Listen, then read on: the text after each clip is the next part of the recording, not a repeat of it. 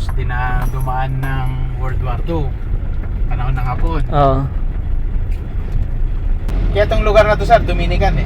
Yung mga Dominican na pare nung araw, Oo. diyan sila nag-stay. Antayin ko kayo dun sa labas ng gate. Ikot lang dito. Ah, okay, sige.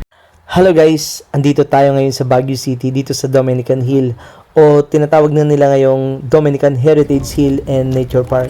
Isa sa mga sikat na attraction dito sa Baguio ay dito makikita. Ito yung Diplomat Hotel. Maraming mga turista, mga local or foreign ang pumupunta rito para makita ang lumang abandonadong building na ito. Ito yung pinaka-perfect na itsura ng katatakutan ng mga haunted place. Ang sabi nila, kakaiba raw yung mararamdaman mo pag tumungtong ka sa lugar na ito. Titingnan natin kung ganito rin yung mararamdaman natin. Magtatayo yung balahibo, ganyan. Parang creepy yung feeling. Ayon sa historical marking sa entrance ng hotel, ito ay tinayo o ginawa para bakasyonan ng mga paring Dominikano at ang kanilang pamilya dito sa Baguio. Sikat na sikat yung lugar na to. Lagi itong na-feature sa KMGS, lalo na pag sa mga episode nila yung mga katatakutan. So ito gagawin muna natin. Maghanap lang muna tayo ng area na pwedeng mag-picture ng magandang angulo. Tingnan natin baka may mahagip to yung mother sa picture. So mamaya lilibutin natin to. Hanap tayo ng mga taga rito. Tingnan natin kung ano yung kwento tungkol dito sa Diplomat Hotel. Anong kwento sa Diplomat? Naging ng mga Dominican priest daw. So, Kasi pinatay sila dyan sa loob. Noorin mo. Pinatay yung mga pari, madre dyan, mga bata. Yung mga guard, marami yun, alam. Hindi na talaga ni-restore. Ay, no? Lagi kasing, di ba? Lumilindol. Oo. Parang humina na yung Mga batang dya. Kaya nakitara na to. Try nating lumapit. Alam nyo ba guys na yung structure na to ay unang tinawag ng Dominican Hill Retreat House? Ito ay ginawa noong 1913 hanggang 1915 at dinisign ng isang pari, si Father Rocky Ruano. Yung pinakalayunin kung bakit ito tinayo dahil para maging bakasyonan ng mga Dominican priest, mga madre at yung kanilang mga pamilya dito sa Baguio.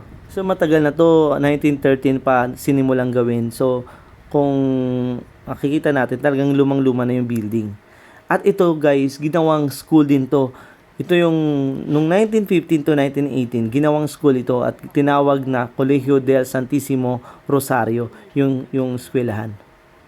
Baka nilalagyan lang nila. Dami. Nilalagyan lang nila. Ano kaya yan? Dati pa? Hindi parang 3 taon lang yung tinagal ng eskwelahan dito. Ayon sa mga sabi-sabi, konti lang daw ang kanilang mga enrollees kaya sa ganun, nahinto na yung kanilang operation. Gusto kong bumalik dun sa yung sa may... Kaya saksi ang building na ito sa mga maraming mga pangyayari. Danong ang kalumaringan yan. Kaya sa Boydi dya, talagang duro-durong mga karatabo. So ito yun, saksi talaga yung building na ito sa maraming mga pangyayari, lalong-lalo na nung karoon ng giyera ng World War II. Sabi nila, pagpipicturean daw, maliwanag. Tapos pag titingnan na, hindi. Titingnan natin mamaya. Oo. Kung totoo. Pupunta tayo dun sa may harapan, dun sa may entrance. Susubukan natin kung pwedeng pumasok. Pero nakasarado siya kanina eh. Parang wala silang pinapayagang pumasok. Nakikita nyo yan guys, nilulumot na yung mga pader niya. So ayan, ito na yung harap. During the war, nasira rin to kasi binomba to ng mga American soldiers. So, inayos muli ito noong 1945 hanggang 1947. Tapos pagdating ng 1973, ginawa na siyang hotel. Mayroon siyang mga mahigit mga 30 rooms. Tinawag siyang Diplomat Hotel. Ito na yung historical markings. Dito na po tayo sa harap ng ito na yung pinaka-entrance. So kahit hindi na kayo magtanong, nandito makikita nyo na yung history ng building na to. Yung pinakamatinding nangyari dito nung panahon ng giyera nung sa World War II. 'Di ba? Ginawa nga itong kublihan o yung naging place of refuge sa mga mga Dominican priest. Then yung mga tao na tumatakas sa giyera, natatakot sa mga Japanese soldiers pumunta rito.